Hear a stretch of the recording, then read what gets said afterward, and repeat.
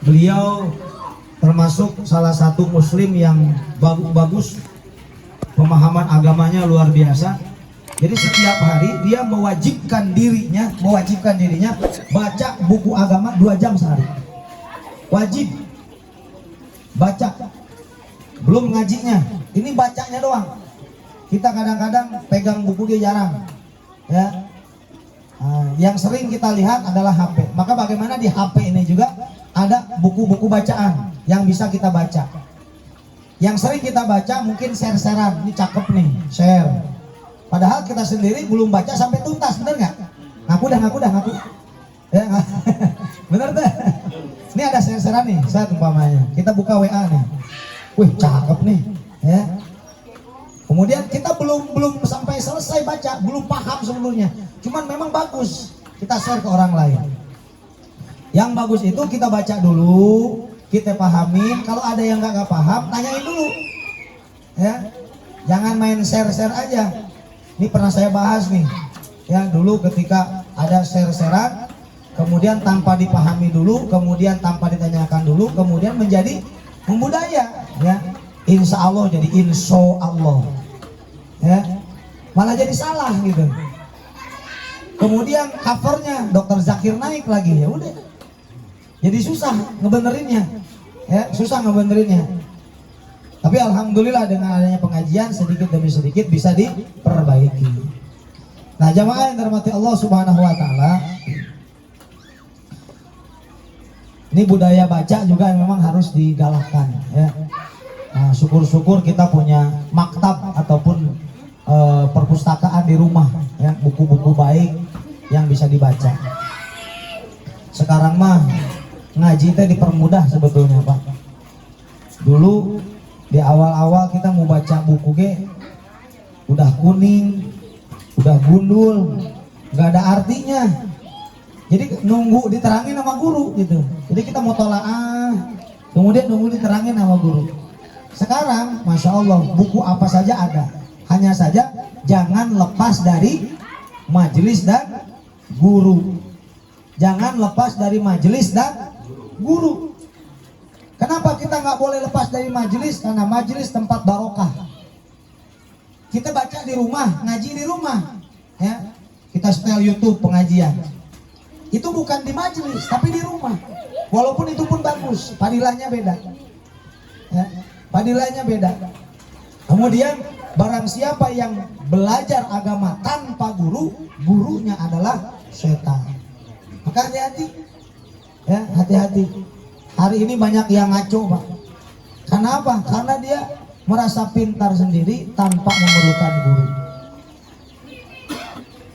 Sekarang saja yang ulama-ulama, sekelas kiai masih berguru kepada guru yang lainnya, ya. Baik yang guru lebih tua ataupun yang masih muda. Karena masalah ilmu itu bukan tua dan muda, tapi masalahnya mujahadahnya ketika mencari ilmu. Ada orangnya masih muda tapi mujahadahnya luar biasa di pondok pesantren. Sekarang muncul ustadz-ustadz muda. Contoh saja kita sebutkan ada Ustadz Abdul Somad, luar biasa. Beliau bisa menyebutkan hadis dari sanad yang paling ujung, dari kitab anu, karangan anu dan sebagainya. Luar biasa.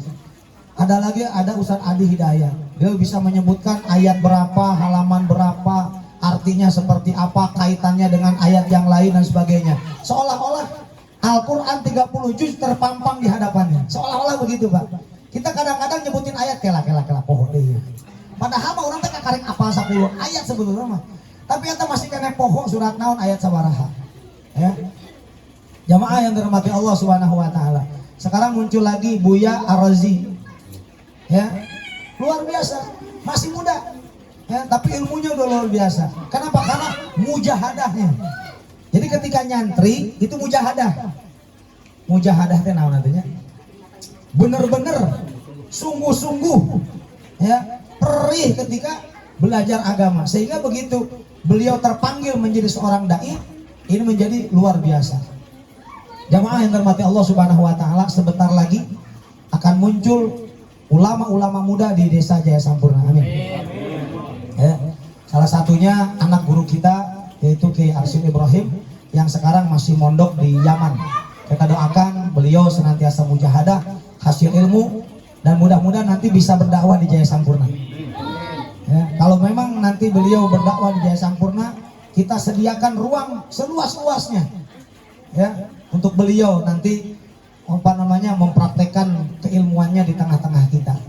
Karena kita terus terang saja ketika Ustadz Mujahid memutuskan untuk pulang kampung, hati kecil saya sedih sebetulnya. Cuman apalah daya ya, ingin memeluk gunung tapi tangan roroesan. Apa hak kita untuk melarang beliau untuk pulang ke kampung halamannya, untuk berdakwah di kampung halamannya ya. Nah, di sisi lain saya sedih sebetulnya. Cuma di sisi lain, ini kita harus menghadirkan lagi nih ulama-ulama yang lain ya, ulama-ulama yang lain, termasuk mungkin nanti anak keturunan kita, amin ya Rabbal Alamin. Ini hitungannya sudah banyak yang mondok nih ya, karena untuk ilmu agama nggak bisa Pak, kalau nggak mondok itu agaknya kayak sulit, agak sulit gitu ya, agak sulit sekali ya. Walaupun tidak demikian ya, tidak demikian. Buktinya seorang gitaris rocker bisa jadi ulama ya, Ustadz Dery Sulaiman. Beliau kalau ngebahas sesuatu dalam Pak, kaitannya dengan tauhid. Kenapa? Karena pesantrennya pesantren kilat ya, keluar 3 hari, keluar 40 hari, keluar 4 bulan ya di jalan Allah Subhanahu wa taala. Mujahadah di situ kemudian mendapatkan ilmu. Luar biasa. Baik jamaah yang dirahmati Allah Subhanahu wa taala, kemarin kita membahas tentang adab seorang perempuan, seorang istri kepada suaminya. Di antaranya kalau suami pulang ataupun pergi, sebagai tanda penghormatan seorang istri, istri berdiri. Kalau lagi duduk berdiri. Kalau lagi berdiri terbang. Bu, udah dipraktekin belum?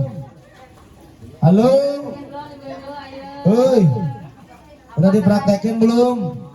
Suami mau pergi berdiri cium tangan udah belum? Bapak Nabi bisa naik mangkat we. Jor, mangkat, jamu. Kayak kuncinya gantungkeun. Kagok ya keur nyusul. Yang benar adalah ketika Bapak berangkat dulu nih. Oh iya bentar Pak. Langsung beberes, bebenah, maksudnya kerudungnya nyengsol dibenerin, tangannya basah dielap ya. Kemudian baju kurang rapi dirapiin, langsung berlari ke arah suami, cium tangan, kemudian mendoakan ma'assalamah ila liqo bebekku ya. Didoakan minimal. Kemudian berdiri di depan pintu sampai suaminya hilang dari pandangan mata ya. Begitu juga ketika suami pulang, ini menyambut kedatangan suami, terutama hari Jumat. Suami pulang Jumatan, ini mah suami pulang Jumatan itu jarang peling. Sarare suwe banget. Aduh, atuh jatuh nuh cenah bapakna, atuh rek kumaha rek menang berkah ya. Ngaji mah ngaji dipraktekeun henteu. Bu, geus dipraktekeun jan.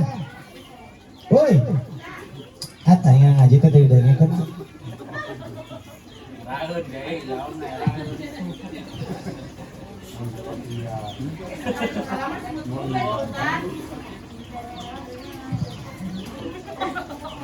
Mudah-mudahan yang belum praktek, saya doakan suaminya, istrinya nambah soleh, istrinya nambah soleha, nambah baik, amin ya Allah ya Rabbal Alamin. Dan ada doa yang tersembunyi, amin. Jamaah yang dirahmati Allah Subhanahu wa taala, selanjutnya di dalam pasal selanjutnya baginda Nabi Muhammad SAW bersabda, awwalu ma su'alul mar'atu yaumal qiyamati an salatiha wa an baliha. Pertama kali yang akan dipertanyakan kepada seorang istri pada hari kiamat adalah tentang sholatnya dan suaminya. Di hadis yang lain, ini hadisnya umum, awwalu ma yuhasabu indallahi salat. Pertama kali yang akan dihisab nanti di hari akhir adalah tentang perkara sholat. Bagaimana sholat kita sebagai para suami, bagaimana sholat istri-istri kita, ini akan dipertanyakan oleh Allah Subhanahu wa Ta'ala. Bapak-bapak, yang dimaksud dengan sholat itu bukan berarti istri kita pakai mukena, madep kiblat, kemudian jungkang-jungkang melaksanain sholat. Mah nggak sholat, nges. Mah nggak udah sholat, udah. Tanya istri kita, mah pardunya sholat ada berapa? Tahu nggak pardunya sholat mah? Nggak tahu. Ini suami nanti babak belur nanti di akhirat ini. Ya. Istrinya bagaimana? Sarua. Ya, kahiji istrinya nggak mau belajar, suaminya nggak mau ngajarin. 11-12. Kaituna cilaka 12. Harus bagaimana tuh? Istri mau belajar, suami mau ngajarin. Rukun sholat. Coba rukun sholat ada berapa? 13 boleh, 17 silahkan, 18 meseg. Ya. Tiga-tiganya benar. 13 ini ijmali, yang 17 tafsili, yang 18 afdoliyah, tambahan daripada Al-Imamul Ghazali. Ya. Karena la sholata illa bil ma'rifah, tidak sah sholat kecuali orang tahu ilmunya sholat. Bagaimana wudunya istri kita, bagaimana bacaannya. Mah lamun niat wudu kalau bah mana? Ya tadi cenah ke di dapur geus niat. Ya. Ini repot urusannya, tanya aja tanya. Ketika istri kita tidak tahu, maka sudah menjadi kewajiban suami untuk ngilmuin istri-istri kita. Tuh teman sekasur ilmuin. Ya. Kalau kita nggak sanggup, datangkan ustazah untuk istri kita. Ya, datangin ustazah atau kirimkan istri kita ke ustazah. Ya. Ulah ka ustaz, bahaya. Ya. Kayak Ustaz Nangora bari ganteng, ya. Masya Allah. Insya Allah Pak Ustaz, pamajikan saya mah insya Allah imanah kuat. Lain masalah gitu. Setan itu senantiasa menggoda manusia siang dan malam dalam keadaan kita terjaga ataupun kita tidak terjaga, zahir maupun batin. Ya, maupun batin. Ini bahaya, Pak. Bahaya. Jangan salah pilih guru. Untuk istri kita cari dah ustazah kira-kira siapa nih. Kecuali yang diajarin adalah seluruh keluarga. Boleh itu mah, boleh ustazah, boleh ustaz, silahkan. Ya. Dan yang paling baik kita itu mendatangi guru, bukan dulu yang datang ke kita. Ya. Dulu ada seorang raja, dia ingin belajar agama. Kata ulama, siapa yang butuh? Kalau dia raja butuh dengan ilmu, datang kemari. Ya. Karena ilmu itu didatangi, bukan mendatangi. Begitu juga dengan hari ini. Maka mudah-mudahan ibu-ibu senantiasa aktif di majelis-majelis ta'lim. Yang belum aktif silahkan bapak-bapak untuk mengkondisikan istrinya di majelis-majelis ta'lim yang ada. Yang ada luang waktu, ini setiap Ahad sore di Empang ini ada pengajian khusus ibu-ibu. Selain daripada pengajian takbiran. Nah, berarti yang mau di minggu depan mau ngaji tafadhol. Kemudian setiap Sabtu ba'da maghrib ini di Empang ada kajian kitab Safinah ataupun fikih. Rasulullah Shallallahu Alaihi Wasallam bersabda, permulaan yang diperhitungkan dari seorang laki-laki ataupun suami adalah mengenai sholatnya. Kemudian tentang istrinya dan perkara-perkara yang dikuasainya. Jika pergaulannya bersama mereka baik dan lelaki itu berlaku baik kepada semuanya, maka Allah akan berbuat bagus, berbuat baik kepadanya. Dan permulaan perkara yang diperhitungkan, yakni dihisab bagi seorang perempuan adalah tentang perkara sholatnya dan tentang perilakunya terhadap suaminya. Itu. Ibu sholatnya bagus, duhanya cakep, tahajudnya oke, tapi kasalaki adat-adatan naraka sih. Naraka sih. Sabab ayah hablum minanas, ayah hablum minallah. hablum minanasnya seorang perempuan, seorang istri adalah terhadap suaminya. Ya, ridhonya Allah tergantung ridho suami. Sehingga ada sebuah keterangan mengatakan, wahai para istri, nerakamu dan surgamu adalah suamimu. Walaupun rajin sholat, puasa Senin Kemis, duha, tahajud, witir gak pernah tinggal, tapi perlakuan terhadap suami buruk, neraka sih. Nauzubillahi min dzalik. Tuh kitu mah moal salat atuh kitu mah arek bageur ya kasalaki sarua eta oge. Apaan cek tadi oge salat jeung ibadah kasalaki. Ya, berbuat baik kepada Allah ibadah apa namanya? Hablum minallah, hablum minannasnya berbuat baik kepada suami. Atuh das mere balanja tara cukup wae, nya sabar atuh. Ya. Kan udah ada perjanjian akan ku temani engkau dari nol. Aya teh ira. Masya Allah ya. Tidak ada suami yang ujung-ujung sukses, harus didukung oleh istri. Ya. Bagaimanapun kamu bergaul bersamanya, maka sesungguhnya suamimu, kata Nabi, adalah surga dan nerakamu. Ya. Bagaimana nih ibu-ibu berbuat baik kepada suami, pun juga bapak-bapak berbuat baik kepada istrinya. Ya. Bagaimana kalau suami tidak menasihati istrinya? Waduh, babak belur Pak. Masya Allah. Karena apa? Ar-rijalu qawwamuna 'alan nisa. Laki-laki ini adalah pemimpin di rumah tangga. Kalau istri kita celaka, bagaimana kita dengan suaminya? Ya? Bagaimana kita dengan suaminya? Yang tanggung jawab dunia akhirat istri kita. Ya?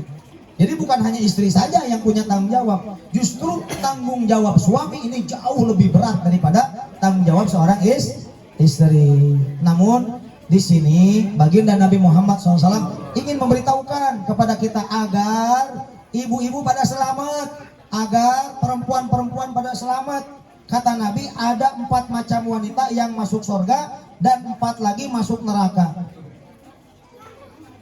Di antaranya wanita yang masuk surga yaitu istri yang memelihara kesucian, kehormatan dirinya, yang menjaga auratnya ketika keluar rumah.